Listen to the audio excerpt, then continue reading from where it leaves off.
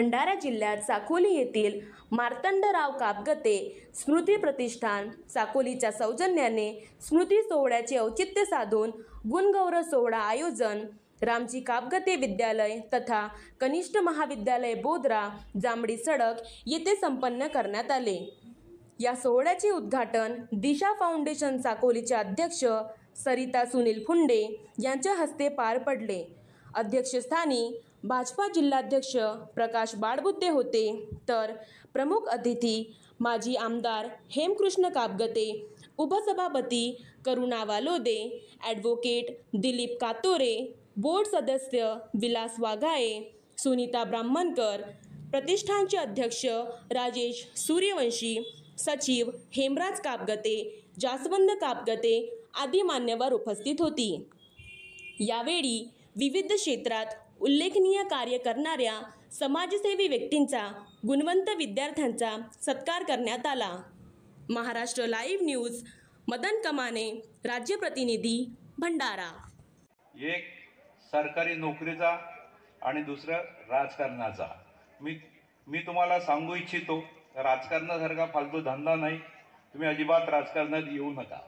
दुसरं मात्र तुम्हाला सांगतो, प्रशासकीय सेवेसारखं दुसरं प्रोफेशन नाही।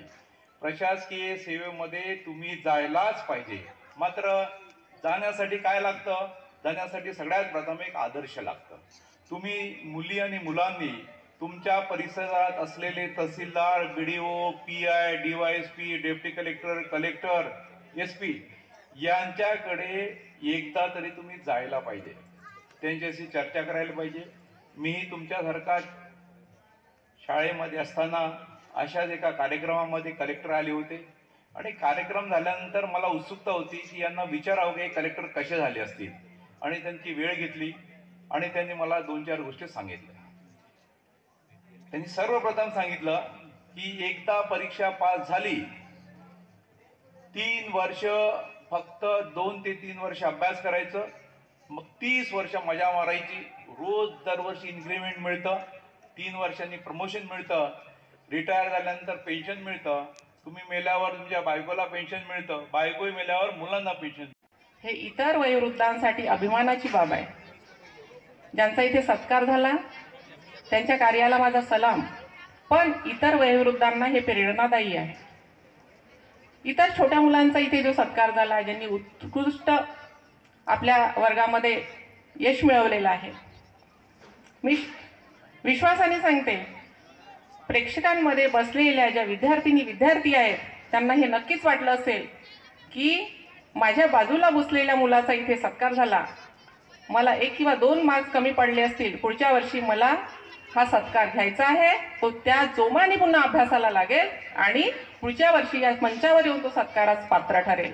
म्हणून आपण जी निवड केलेली आहे सत्कार सोहळ्यात सत्कार मूर्तींची, त्याबद्दल आपल्या टीमचं पुनश्च अभिनंदन। स्वर्गीय मार्तंड पाटील कापगते यांच्या 5 वर्षाच्या कार्यकाळात तेव्हा आम्हाला त्यांचा अनुभव घेता आलेला नाही, पण ऐकण्यात आलं 5 वर्ष त्यांचा आमदारकीचा जो कार्यकाळ होता, त्यांनी त्या 5 वर्षात आपल्या समाजासाठी, आपल्या क्षेत्रासाठी उत्कृष्ट कार्य केलेलं आहे। माहिती होतं त्यांना ग्रामीण भागातील मुलांना शिक्षणाची सोय नाही, धड रस्ते नाहीत। एक छोटंसं झाड त्यांनी मार्तंडराव कापगते विद्यालय म्हणून हे रोपटं लावलं। सर, आपण त्या रोपट्याचं मोठ्या वटवृक्षात रूपांतर केलं, हे आपल्यासाठी आपल्या बनवा व्हिडिओ, पाठवा व्हिडिओ, आम्ही तुमच्या न्याय हक्कासाठी लढा देऊ। ताज्या बातम्या व घडामोडींसाठी पाहत राहा फक्त महाराष्ट्र लाईव्ह न्यूज। आजच आमच्या चॅनलला सबस्क्राईब करा, शेअर करा, कमेंट करा आणि हो, बेल आयकॉन दबायला विसरू नका। जय महाराष्ट्र।